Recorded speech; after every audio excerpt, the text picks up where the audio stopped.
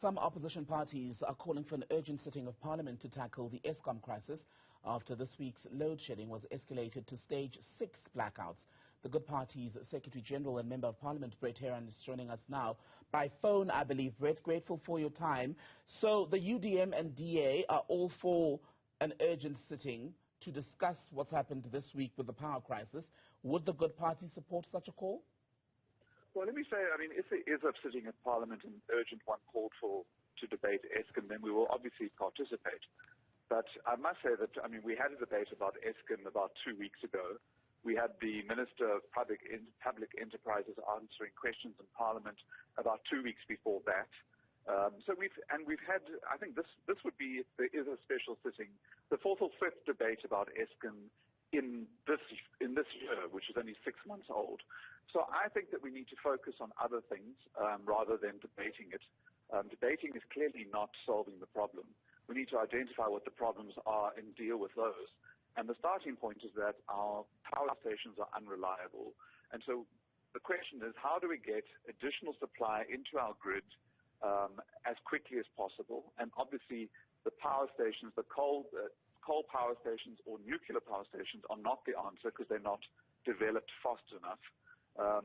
And we need to look at the way the responsibility for providing electricity is split between two ministers, which enables two departments to keep pointing fingers at each other, and nothing gets resolved. Mm-hmm. So one could also argue that the problems are well known. They go back to when we had the first blackouts in 2008, and even before then, there had been warnings that the country needed to do something to avert the sort of crisis that we're sitting with today. The problems are well known, but there's a lot of talk about the issues, yet no solutions. Why do you think that is? Well, I think that's exactly why I'm saying to you that another sitting of Parliament to debate this, I don't think is the solution. Because what happens is when we get plunged into these extended periods of load shedding, especially when they become high levels like level 4, 5, and 6, we go into a crisis or an urgency mode.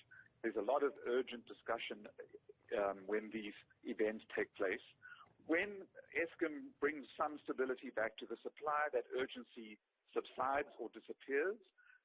Nothing seems to happen thereafter until we plunged into the next rolling blackouts. So we've known what the problems are. There's an insufficient supply. There's an instability of supply. And we have a monopoly where only one company can provide electricity to the consumers in South Africa. And so those are the things that we need to address. And do we need another company? First? Well, I think that we need diversity of supply. And for as long as we have one company that is unable to supply the power, and they're unable to supply it as they are right now, the country comes to a standstill. Our economy is being hammered. Consumers are fed up, including me. We're all fed up sitting in the dark for 6 or 7 hours a day. So we have to look at the problem. The problem is there's a monopoly. It is unable to provide sufficient electricity. Mm-hmm. When it is able to provide sufficient electricity, it doesn't always have enough supply, so there's still load shedding. So we need to look at how we solve those problems, and the most obvious one is to add additional capacity and supply, and to diversify the supply so that there is a choice for customers. So am I right to say then the position of the Good Party is that the only way to get to what you're describing is through increased or more privatization, private sector involvement in the electricity energy space? The only way to solve this is to add extra supply. Eskom is a monopoly supplier right now. It does purchase from independent power producers, obviously, and so there is some privatization in the system already. But for a whole country to be held hostage by one company, which has now apparently got some industrial relations disputes, which are part of the problem, is a huge problem because we're not able to move beyond Eskom. We are all held hostage by the fact that Eskom is unable to provide us with electricity. And if we can't solve the problem at Eskom, it may be time for us to consider allowing other players into the market. And those would be players who, by private involvement, to a point where you and I can say we're going off the Eskom system and buying from a private entity that, just like Eskom, sells electricity, right? Exactly, and it works in other parts of the world.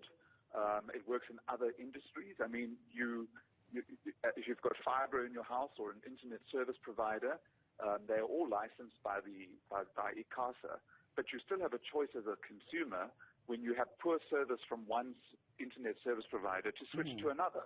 But we do not have that choice right now. We are completely held captive by one company, and when it's unable to provide electricity, they trot out platitudes, some sense of urgency, but nothing has changed in 16 years.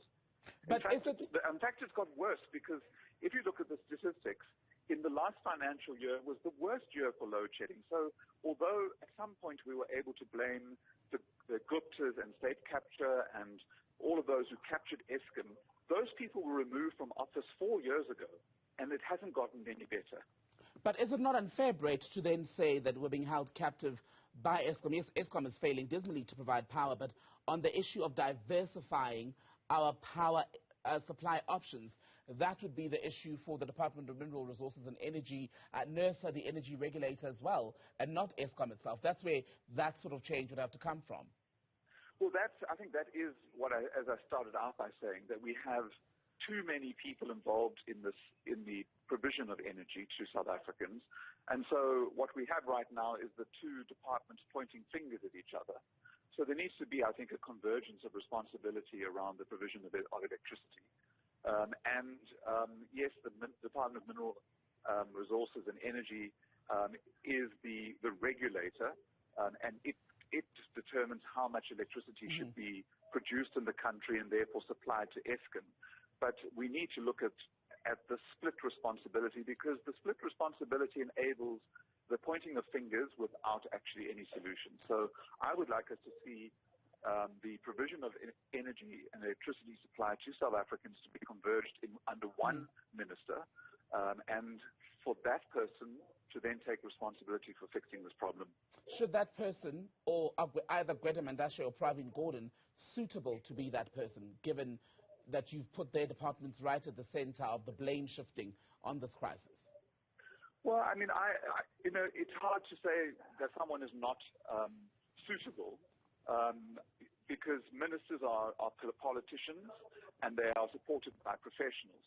So you don't need to be an electrical engineer in order to be the minister that provides electricity. You are supposed to be supported by professionals who can advise you about how best to solve the problem. But ultimately, they shoulder the political responsibility, given that they were elected, weren't they, to deliver these services to the people? Yes, they were elected to deliver services to the people. But at the moment, as I say, we've got a split responsibility. And so it's become quite easy to point fingers at each other as to who's accountable for the current problem. But the problem is in its current form, lies with both ministries, because Eskom is unable to provide a stable supply of electricity, and the Department of Mineral Resources and Energy is perhaps ideologically holding back on extra supply into the grid. So you have Eskom that needs to rely on the Minister of Mineral Resources and Energy determining how much electricity should be procured. And that disconnect doesn't make sense. Brett Herron, Good Party Secretary General and Member of Parliament, great to speak to you. Thank you.